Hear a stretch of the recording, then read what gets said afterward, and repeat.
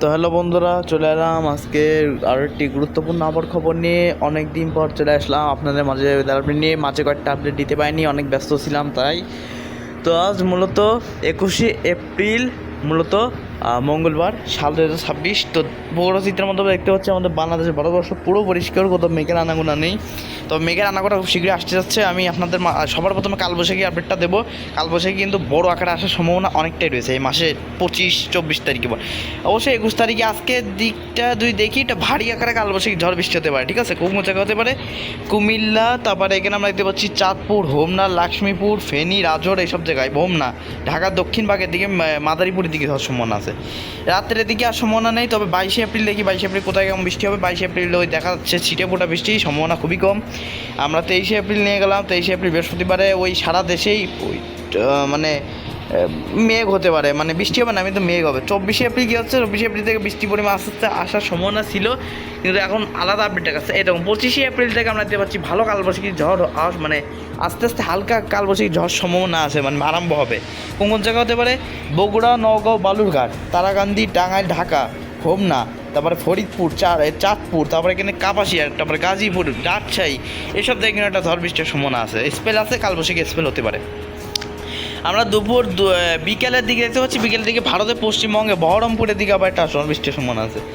তো আমরা আস্তে আস্তে আমরা 26শে এপ্রিল কী হচ্ছে? 26শে এপ্রিল বেশ কালবৈশাখী ঝড় দুপুর 3টার দিকে আমরা দেখতে পাচ্ছি কোথায় কোথায় হতে পারে। ঝিনাইদহ, পাবনা, সিংড়া, টাঙ্গাইল, গেওর, ফরিদপুর, তারপর লোহাগাড়া, এসব দিকে কিন্তু একটা কালবৈশাখী ঝড় সম্ভাবনা হচ্ছে। আবার পরবর্তী সন্ধ্যের দিকে আমরা দেখতে পাচ্ছি, এখানে দেখতে পাচ্ছি আমরা যশোরের উত্তর ভাগ, হাসেমপুর, তারপরে ঝিনাইদহ, চুয়াডাঙ্গা, চৌগাছা, সব জায়গায় ঝড় বৃষ্টি হওয়ার সম্ভাবনা আছে, মানে কালবৈশাখী ঝড়ই হবে এমন বলা যায়।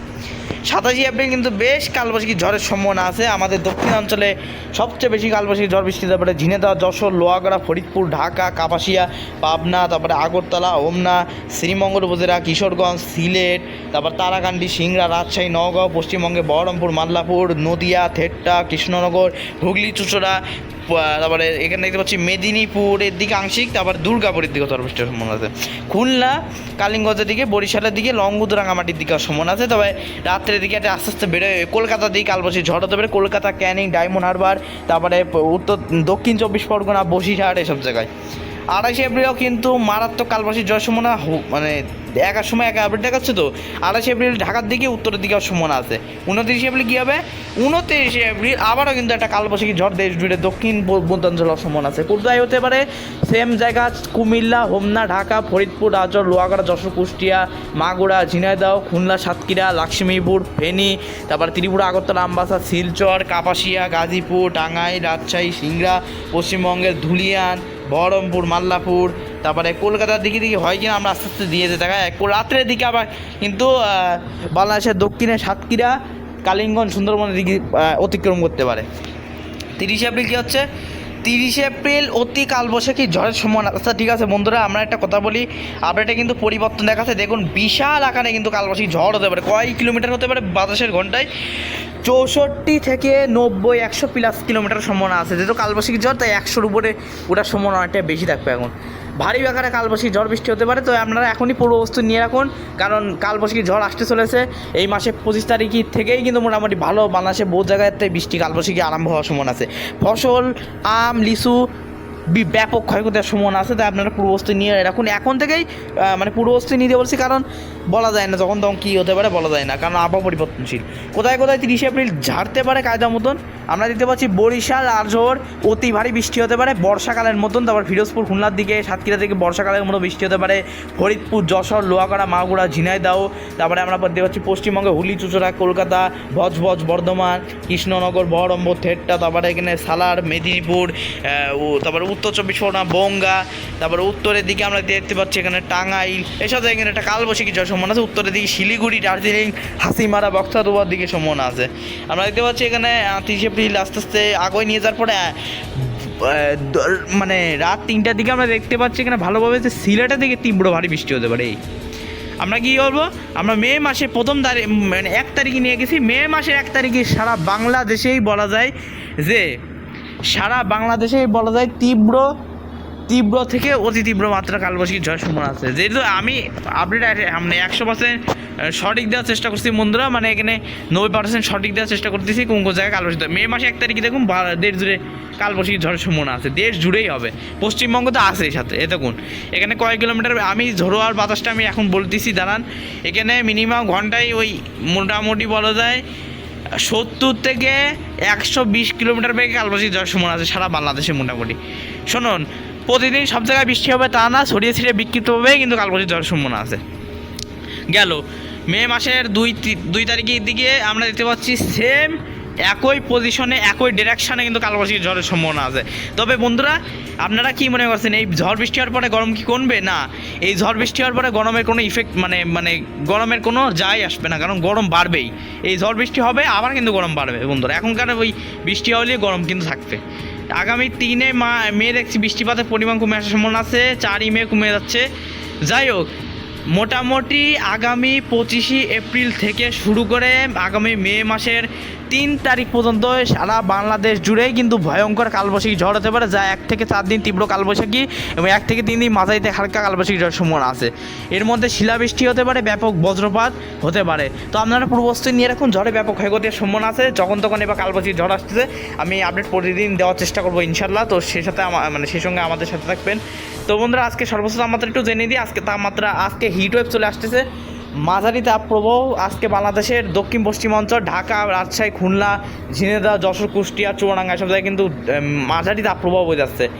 মিনিমাম 40 থেকে 42 ডিগ্রি সেলসিয়াসে করে তাপমাত্রা। দেখুন 38 ডিগ্রি সব জায়গায় দেখাচ্ছে এখন, 38, কোথাও 37, ঢাকায় 38, ঢাকায় অনেক গরম, রাজশাহীতে 40, 41, পশ্চিমবঙ্গে দেখতে পাচ্ছি মেদিনীপুর, কলকাতা, পূর্বপশ্চিম মেদিনীপুর, হাওড়া, হুগলি সব দেখতে পাচ্ছি 39 থেকে 40, 41 ডিগ্রি, দুর্গাপুর, ধানবাদ, পুরুলিয়া, বাঁকুড়া 42, কৃষ্ণনগর, বহরমপুর, সালার, থেট্টা সব 36 থেকে 37, তারপরে মালদার দিকে আমরা দেখতে পাচ্ছি 40, দক্ষিণ দিনাজপুরের দিকে দেখতে পাচ্ছি আমরা 34 ডিগ্রি, এবং দেখতে পাচ্ছি দার্জিলিং, গ্যাংটকের দিকে 23-25 উঠে গেছে তাপমাত্রা। বুঝতে পারছেন কত তাপমাত্রা? বনগায়ন, আলিপুরদুয়ার, হাসিমারা, তারপরে জলপাইগুড়ি, বক্সাদুয়া সব জায়গায় কিন্তু 29 থেকে 30, গুয়াহাটি, নগাঁও 29-30, তারপরে ডিমাপুর, ডিব্রুগড়ের দিকে 25-28, শিলংয়ের দিকে 26 তাপমাত্রা থাকার সম্ভাবনা রয়েছে বন্ধুরা। আজকে রাতে সর্বনিম্ন তাপমাত্রা কত হবে? আজকে রাতে সর্বনিম্ন তাপমাত্রা, যেহেতু সূর্য এখন মিনিমাম 5:25 দিকে বা 6টার আগে সূর্য উঠছে, তাই তাপমাত্রা মানে গরম বাড়বে। সারা বাংলাদেশে সর্বনিম্ন তাপমাত্রা থাকতে পারে 21 থেকে 28 ডিগ্রি সেলসিয়াসে করে, বিশাল গরম। রাত্রে সর্বনিম্ন তাপমাত্রাই যদি 27-28 ডিগ্রি হয়, তার মানে বোঝুন কত গরম। দিনের বেলা কত হবে? 39 থেকে 42। তারপরে পশ্চিমবঙ্গেও দেখতে পাচ্ছি ওই 21 থেকে মিনিমাম 28 ডিগ্রি সেলসিয়াস করে তাপমাত্রার সম্ভাবনা। আগামীকালে সর্বোচ্চ তাপমাত্রা কবে কমে আসতেছে আমি দেখা দিচ্ছি, হারে হারে প্রমাণ পাবেন। 25 তারিখে দেখতে পাচ্ছি আমরা 25 এপ্রিলে তাপমাত্রা কিন্তু 35-এ চলে আসতেছে এক দেখায়।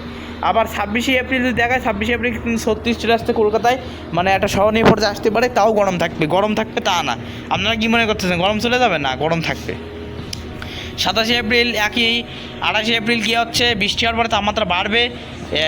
মে মাসের আবার 3 তারিখের দিকে, মানে 4 তারিখের দিকে আবার তাপমাত্রা এক ধাক্কা 28 ডিগ্রি 38 ডিগ্রি উঠে আছে। আবার এক ধাক্কা তাপমাত্রা 43 থেকে 40 ডিগ্রি সেলসিয়াস উঠে যাচ্ছে 5 তারিখে। আবার মে মাসে 7-8 তারিখের দিকে তীব্র কালবৈশাখী ঝড় সম্ভাবনা আছে। বন্ধুরা এই হবে, পরিবর্তন করে চেঞ্জ করে এখন ঝড় বৃষ্টি হবে। মানে এখন এই ঝড় বৃষ্টি কারেন্টলি বলা যাচ্ছে না যে কোথায় মানে কখন হবে, এখনই হবে কি না তাই।